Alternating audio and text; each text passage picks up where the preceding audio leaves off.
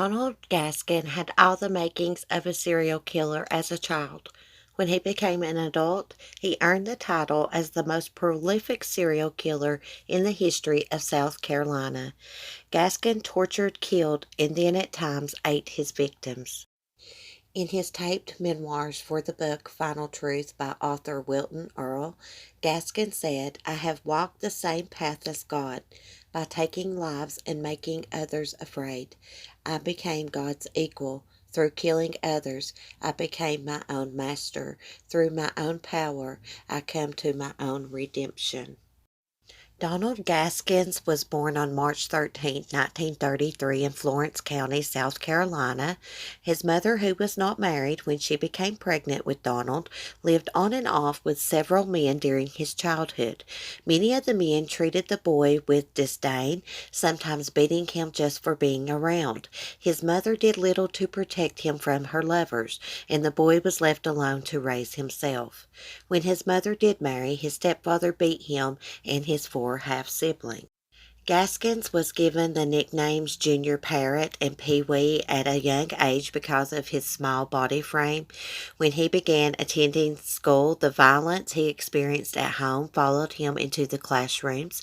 He fought daily with other boys and girls and was constantly punished by the teachers. At age 11, he quit school, worked on cars at a local garage, and helped around the family farm. Emotionally, Gaskins was battling an intense hatred towards people, women topping the list. At the garage where Gaskins worked part-time, he met two boys, Danny and Marsh, both close to his age and out of school. The three teamed up and named themselves the Trouble Trio. The trio began burglarizing homes and picking up prostitutes in nearby cities. Locally, they sometimes raped young boys, then threatened them so they would not tell the police. Trio stopped their sexual rampage after being caught for gang raping Marcia's younger sister. A punishment, their parents bound and beat the boys until they bled. After the beatings, Marsh and Danny left the area, and Gaskins continued breaking into homes alone. In 1946, at the age of 13, a girl he knew interrupted him breaking in a home. She attacked him with an axe, which he managed to get away from her, striking her in the head and arm with it before running away from the scene.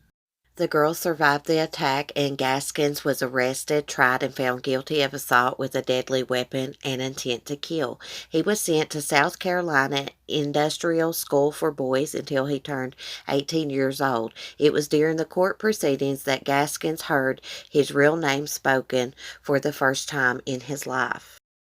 Reform school was particularly rough on the small and young Gaskins. Almost immediately, he was attacked and gang raped by 20 of his new peers. He spent the rest of his time either accepting protection from the dorm boss boy in exchange for sex or trying unsuccessfully to escape from the reformatory. He was repeatedly beaten for his escape attempts and sexually exploited among the gang favored by the boss boy. Gaskin's desperate attempts to escape resulted in physical fights with the guards, and he was sent off for observation at a state mental hospital. Doctors found him sane enough to return to the reform school, and after a few nights he escaped again and managed to get on with a travel and carnival. While there, he married a 13-year-old girl and decided to turn himself over to the police and finish his sentence at the reform school. He was released in March 1951 on his 18th birthday. After reform school, Gaskins got a job at a tobacco plantation, but could not resist the temptation for more. He and a partner got involved with insurance fraud by collaborating with tobacco farmers to burn their barns for a fee. People around the area began talking about the barn fires and suspected Gaskins' involvement. Gaskin's employer's daughter and friend confronted Gaskin about his reputation as the barn burner, and he flipped. With a hammer in hand, he split the girl's skull. He was sent to prison after receiving a 5-year sentence for assault with a deadly weapon and attempted murder. Prison life was not much different from his time spent in reform school. Gaskins was immediately assigned to sexual service one of the prison gang leaders in exchange for protection. He realized the only way he would survive prison was to become known as a power man. Power men were those who had a reputation as being so brutal and dangerous that others stayed away. Gaskin's small size would prevent him from intimidating the others into respecting him. Only his actions could accomplish this task. He set his sights on one of the meanest inmates in the prison, Hazel Brazel. Gaskins managed to manipulate himself into a relationship of trust with Brazel, then ultimately cut his throat. He was found guilty of manslaughter, spent 6 months in solitary confinement, and was titled a power man among prisoners. He could now look forward to an easier time in prison. Gaskin's wife filed for divorce in 1955. He panicked, escaped from prison, stole a car, and drove to Florida. He joined another carnival and got married for the second time. The marriage ended after 2 weeks. He then became involved with a carnival woman, Betty Gates, and the two drove to Cooksville, Tennessee to bail Gates's brother out of jail. Gaskins went to the jail with bail money and cigarettes. When he returned to the hotel, Gates and his car were gone. Gates never returned, but the police did, and Gaskins discovered that he had been duped. Gates's brother was actually her husband, who had escaped from prison with the aid of a razor blade tucked inside a carton of cigarettes. It did not take long for police to find out Gaskins was also an escaped convict, and he was returned to prison. He received an additional 9 months in jail for aiding an escape and for knifing a fellow prisoner. Later, he was convicted of driving a stolen car across state lines and received 3 years in federal prison in Atlanta, Georgia. While there, he got to know mafia boss Frank Costello, who named him the Little Hatchet Man and offered him future employment. Gaskins was released from prison in August 1961. He returned to Florence, South Carolina, and got a job working in the tobacco sheds, but was unable to stay out of trouble. Soon he was back into breaking in homes while at the same time working for a traveling minister as his driver and general assistant. This allowed him the opportunity to break into homes in different towns where the group preached, making his crimes harder to trace. In 1962, Gaskin married a third time, but this did not stop his criminal behavior. He was arrested for statutory rape of a 12-year-old girl, but managed to escape by traveling to North Carolina in a stolen Florence County car. There he met another 17-year-old and married for the fourth time. She ended up turning him into police, and Gaskin was convicted of statutory rape. He received 6 years at the Columbia Penitentiary and was paroled in November 1968, vowing never to return. All through Gaskin's life, he had what he described as them aggravated and bothersome feelings that seemed to push him into criminal activity. He found little relief from the feelings until September 1969, when he picked up a female hitchhiker in North Carolina. Gaskins became angry with the young girl for laughing at him when he propositioned her for sex. He beat her until she was unconscious and then raped and sodomized and tortured her. He then sunk her weighted body into a swamp where she drowned. This act of brutality was what Gaskins later described as a vision into the bothersome feelings that haunted him throughout life. He finally discovered how to satisfy his urges, and from that point on, it was the driving force in his life. He worked on mastering his skill of torture, often keeping his mutilated victims alive for days. As time went on, his depraved mind grew darker and more horrific. He ventured into cannibalism, often eating the severed parts of his victims while forcing them to watch in horror or force them to participate in the eating. Although Gaskins preferred female victims, it did not stop him from doing the same to males he happened upon. By 1975, he had killed over 80 young boys and girls he found along the North Carolina highways, and he now looked forward to his old bothersome feelings because it felt so good to him to relieve them through torture and murder. He considered his highway murders as weekend recreation and referred to killing personal acquaintances as serious murders. Victims of his serious murders included his 15-year-old niece, Janice Kirby, and her friend, Patricia Also Brooke. In November 1970, he offered the two girls a ride home from a bar and instead drove them to an abandoned house. There, he raped, beat, and drowned the girls in separate locations. His next serious murder was of Martha Dix, a 20-year-old who was attracted to Gaskins and hung around him at his part-time job at the car repair shop. She was also his first victim that was African American. In 1973, Gaskins purchased an old hearse, telling people at his favorite bar that he needed the vehicle to haul all the people he killed to his private cemetery. This was in Prospect, South Carolina, where he was living with his wife and child. Around town, he had a reputation for being explosive, but not truly dangerous. People just thought he was mentally disturbed. However, there were a few who actually liked him and considered him a friend. One of the people who considered him a friend was 23-year-old Doreen Dempsey. Doreen, an unwed mother of a 2-year-old baby girl and pregnant with a second child, decided to leave the area and accepted a ride to the bus station from her old friend Gaskins. Instead, Gaskins took her to a wooded area, raped and killed her, then raped and sodomized her baby. After killing the child, he buried the two together. In 1975, Gaskins, who was now 42 years old and a grandfather, had been steadily killing for 6 years. His ability to get away with it was mainly because he never involved anyone else in his highway murders. This changed in 1975 after Gaskins murdered 3 people whose van had been broken down on the highway.